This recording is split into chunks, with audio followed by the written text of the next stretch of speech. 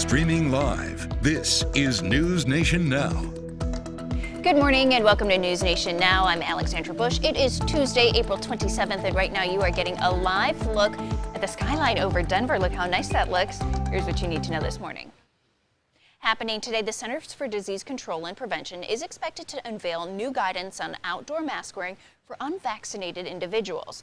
This ahead of a planned speech today from President Joe Biden on the COVID-19 response. Around 43% of Americans have received at least one dose of the vaccine so far, with about 29% fully vaccinated. Yesterday, the White House says the U.S. will share up to 60 million doses of AstraZeneca COVID-19 vaccines with the world once it clears federal safety reviews. The vaccine is widely used around the world, but has not yet been authorized by the U.S. Food and Drug Administration.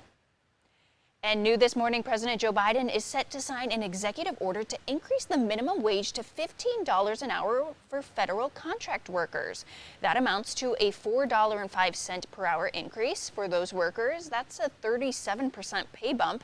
Administration officials say the order will provide a pay bump to hundreds of thousands of those workers, and they say those workers will become more productive. So as a result, the increase should not be costly to taxpayers.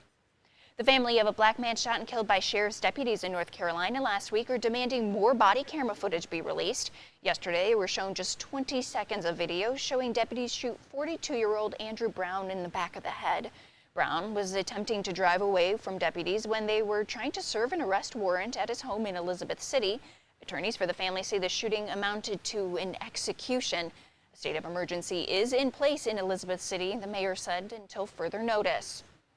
For the first time in more than a decade, the Supreme Court will take up a major case involving gun rights.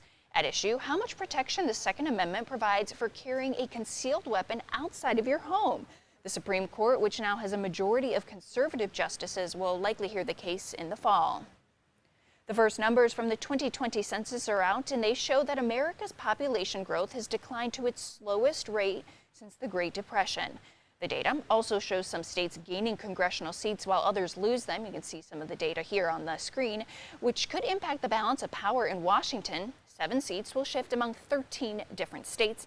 Republican-led states like Texas gained seats, while states like New York and Illinois lost them. A full breakdown on NewsNationNow.com. And trending this morning, a demonic Chihuahua now has a forever home after a viral post his mom created. We first told you about it a few weeks ago. This right here is Prancer, a Chihuahua from New Jersey. His foster mom made a long post on Facebook where she affectionately referred to him as a, quote, Chucky doll in a dog's body and a haunted Victorian child in the body of a small dog.